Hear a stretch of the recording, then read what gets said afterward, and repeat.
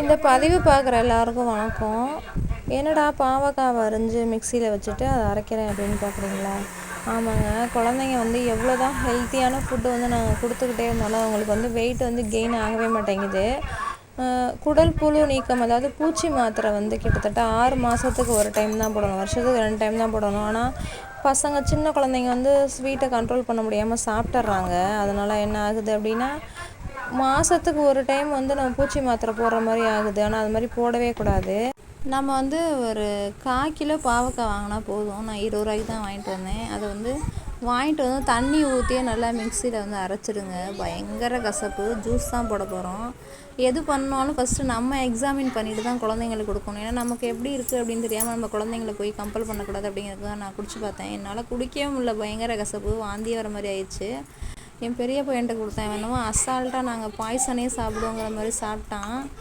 அடுத்து என் சின்ன பையன்கிட்ட கொடுத்தேன். அவனும் கொஞ்சம் ரிஸ்க் எடுத்து தான் சாப்பிட்டான், குடிச்சிட்டானா. ஏன்னா கீரை பூச்சி வந்துருச்சுன்னா பிள்ளைங்க நைட்டு தூங்கவே மாட்டாங்க. அது ஒரு பூச்சி முன்னா கூட முண்டிக்கிட்டே இருப்பாங்க.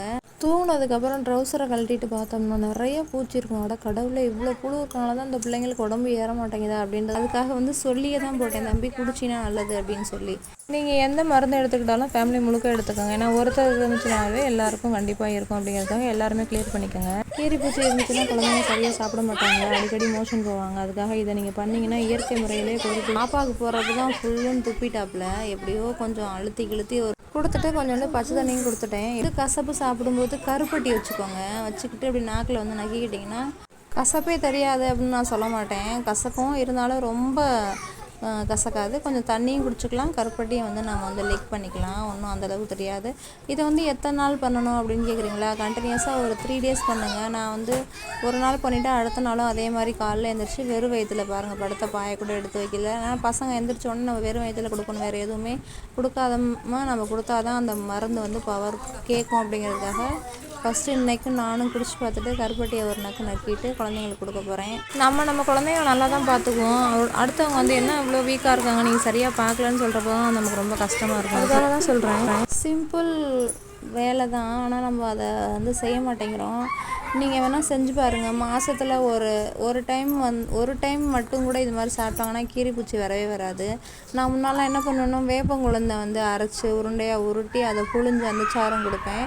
அப்போ கத்தாழை கொடுப்பேன். அதுக்கப்புறம் என்ன பண்ணுவேன்னா வேப்பம்பட்டையை கொதிக்க வச்சும் கொடுப்பேன், பாவக்காவும் கொடுப்பேன். எவ்வளோ கொடுத்தாலும் பார்த்தீங்கன்னா அந்த கீரி பூச்சி ஒழியவே மாட்டேங்குது. நீங்கள் மேக்ஸிமம் இது மாதிரி இயற்கை முறையில் கொடுத்து குழந்தைங்கள குடற்புழு நீக்கம் பண்ணுங்கள். உங்கள் குழந்தைங்க பாவக்காய் வறுத்து வச்சாலோ இல்லை குழம்பு வச்சாலோ சாப்பிட்றாங்க அப்படின்னா நீங்கள் அது மாதிரி கூட கொடுத்துக்கோங்க. அதை மென்னி சாப்பிடவே மாட்டாங்க. இது மாதிரினா சாராக இருக்கப்போ ஈஸியாக முழுங்கிடுவாங்க. ட்ரை பண்ணி பாருங்கள். பிடிச்சிருந்தா லைக் அண்ட் சப்ஸ்கிரைப் பண்ணுங்கள். தேங்க்யூ.